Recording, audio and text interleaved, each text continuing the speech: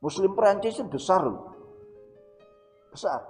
Dengan perilaku pemboikotan produk-produk Paris, orang Muslim Perancis itu malah yang merasa ini kena getahnya. Ya mungkin apa ya,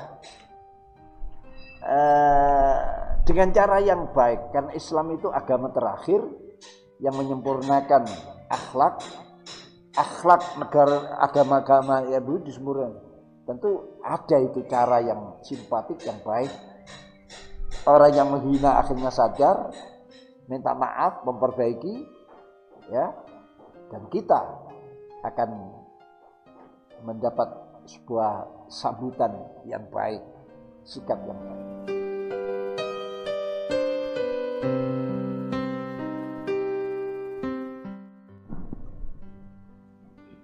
Assalamualaikum warahmatullahi wabarakatuh.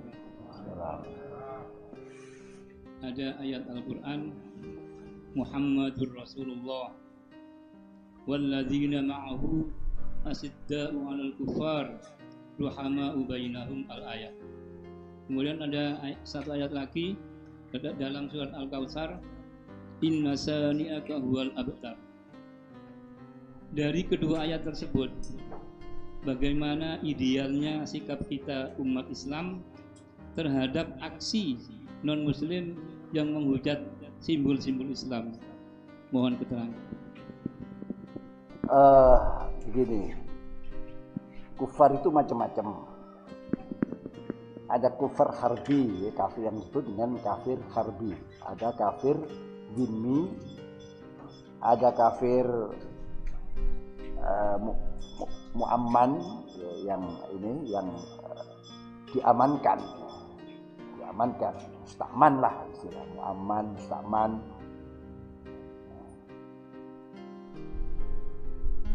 Terus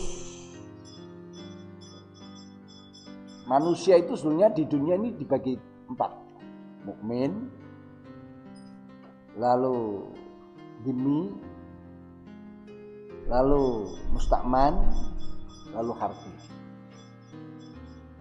Ayat ini pasnya pada harbi, ya. Asyidda walau kufar maksudnya kafir harbi, kafir yang menyerang Islam, kafir yang punya cita-cita ingin membumi hanguskan, menghabisi Islam. Bukan sembarang kafir. Karena dhimmi, mustakman itu ada anunya sendiri, ada hadisnya sendiri, ada babnya sendiri. Sampai Rasul menyatakan man ada dhimmiyan faqad adan, barang siapa menyakiti orang dhimmi berarti menyakiti aku. Orang dhimmi itu apa? Orang kafir, tidak melawan. Ini kalau di negara Islam ya, tidak menentang, dia melawan, nurut, dan dia kena pajak. Pajak ini sebagai imbalan dia diamankan, terjaga, sehingga dihormati, tidak boleh dihina dia. Rasulullah marah. Ini dhimmi. Kalau mustakman ini di saat perang, tapi dia menyerahkan, minta keamanan lah katakan gitu. Ini pun diamankan, tidak boleh diganggu. Harbi ini memang orang yang sudah hilang kehormatannya. Karena apa? Cita-citanya ingin menghabisi Islam. Nah kalau kita cari di Indonesia harbi sulit. Kecuali kalau sudah ada ketahuan ini memang mau menghabisi Islam, lah itu sudah berubah. Dan negara Indonesia kan bukan negara Islam. Jadi ada istilah baru al-muwatinun, muwatin, ya, yaitu orang yang bernegara, berpenduduk, ya, bernegara, berpenduduk dalam suatu negara. Itu. Jadi ini jangan salah. Nanti diantem kromo, asyidda keras pada orang kafir, semua kafir dikerasi. Tidak boleh. Itu. Tidak boleh. Yang boleh hanya ke harbi, karena mereka memang harbi ini setiap waktu sudah mau mengancam kita. Maka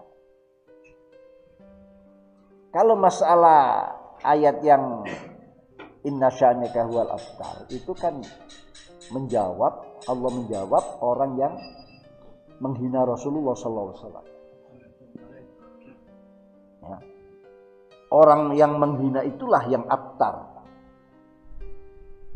yang putus, tidak punya keturunan, yang ini, yang tidak ada barokah dalam kehidupannya, kembali. Dan terbukti berapa orang menghina Rasulullah saat itu, dia di dunianya itu sudah ditampakkan. Ada yang dikubur, tiba-tiba setelah dikubur jasadnya ada di luar. Gitu. Akhirnya menuduh, ini teman-teman Muhammad ini yang mengeluarkan jasad yang sudah dikubur bagus-bagus kok ada. Akhirnya dikubur lagi, keluar lagi, sampai dia yakin ini gara-gara dia menghina Rasulullah SAW. Dan banyak, termasuk Abu Jahal. Ini kelompok-kelompok yang menghina.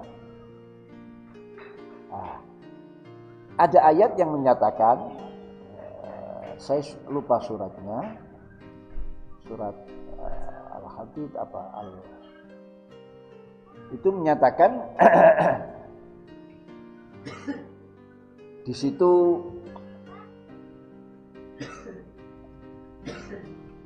inna kafainakal mustahzi. Kami Allah kafaina, menjaga, memberi pengamanan, menjagalah, kafa, memberikan keamanan, memberikan, mencukupi katanya. Fasayakfikumullah itu sama dengan fasayakfikumullah, maka Allah akan mencukupi, menjaga kamu dari mereka-mereka lawan. Yang berlaku ayat ini sebetulnya, inna kafainaka al-mustahzi, bahwa sesungguhnya kami Allah menjagamu Muhammad, ya, dari orang yang menghina.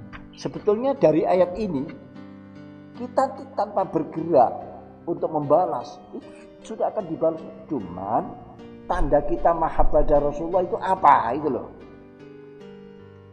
Bisa juga kita tidak mengajarkan pembalasan seperti pertanyaan sikap kita seperti apa. Mungkin kita diam, tapi cinta kita ini kita tebalkan, kita tinggikan lagi. Karena apa? Orang yang menghina Rasulullah itu justru bisa menjadi tambahnya rasa cinta kita pada Rasulullah SAW. Kalau kita ini bereaksi melakukan pembalasan dalam rangka itu semangat cinta, tapi harus tidak ngawur loh ya, harus tidak ngawur. Karena itu bisa melalui diplomasi, bisa melalui. Jadi kejadian mengkarikaturkan Rasulullah SAW di Prancis, di Paris, lalu presidennya juga memberikan pembelaan, tapi akhir-akhir ini presidennya menyangkal. Itu sudah urusan Allah sebetulnya, tapi kita harus ada sikap. Kita harus ada sikap yang menunjukkan mahabbah kita meningkat dengan kejadian itu. Itu gimana caranya? Nah, itu mungkin kita memperbaiki kesalahan kita. Mungkin cinta kita ini masih cinta yang lain, antara lain bentuk-bentuk daripada pembelaan kita. Memang ada ayat yang menyatakan in tansurullah yansurkum. Kalau kalian menolong Allah, Allah akan memberikan pertolongan pada kalian. Tapi untuk urusan orang-orang yang menghina Rasulullah SAW itu sejak awal terjadi. Rasulullah masih hidup dihina-hina, dan oleh Allah dibalas. Nah, kita di dalam memberikan pembalasan tidak dengan cara kita melakukan perilaku-perilaku yang yang vulgar ya, tapi bisa ada diplomasi, bisa. Apalagi sekarang menyangkal, maksudnya saya mengatakan gitu, kata presidennya itu, saya alamatkan pada kelompok-kelompok keras seperti ISIS, ya, yang suka membunuh. Wah, ini kan Islamnya ISIS itu Islam yang gimana kok? Menghalalkan darah, mudahnya membunuh dan sebagainya. Itu katanya seperti itu. Ala kulli hal, dengan kejadian itu kita harus introspeksi diri. Kita banyak kekurangan, rasa mahabbah kepada Rasulullah. Kita pun sebetulnya di akhir-akhir ini Islam itu sendiri, ya, di kancah dunia belum menjadi pemimpin. Dengan Israel saja menjadi bulan-bulanan kita. Kenapa? Yaitu ada kesalahan pada diri kita. Bukan Islamnya yang salah, kita ini yang memahami Islam belum sepenuhnya. Ya. Tapi semangat kita tunjukkan. Ya, rasa sedih, susah dengan kejadian penghinaan.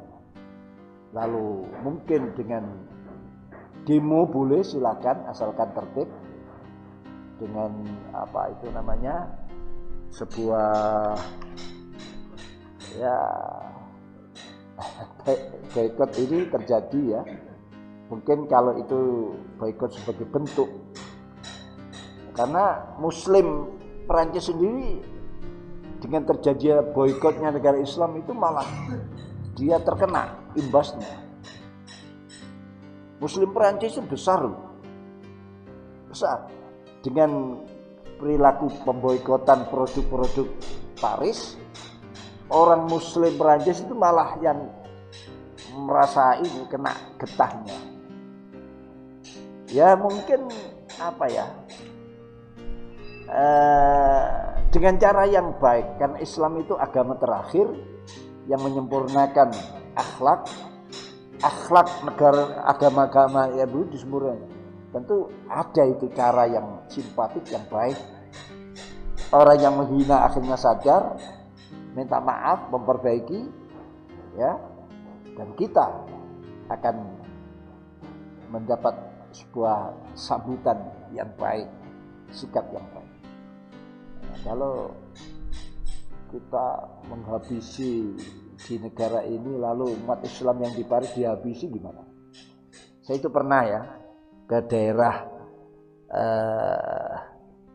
yang Islamnya hanya 5%, Muslimnya 5%, di Timika kalau tidak. Saya diwaduli Muslim sana.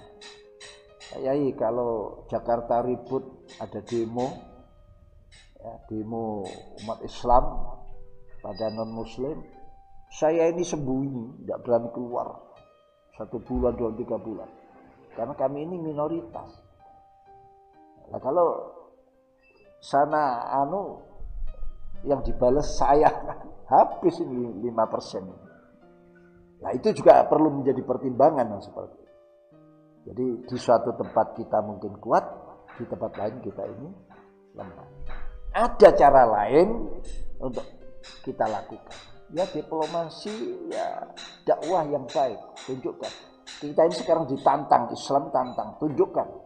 Kalau Islam memang betul-betul agama yang penyempurna, agama kalian, tunjukkan Muslim. Kalau Islamnya tidak kita ragukan, tapi Muslimnya ini loh, yang masih memahami Islam itu seperti itu.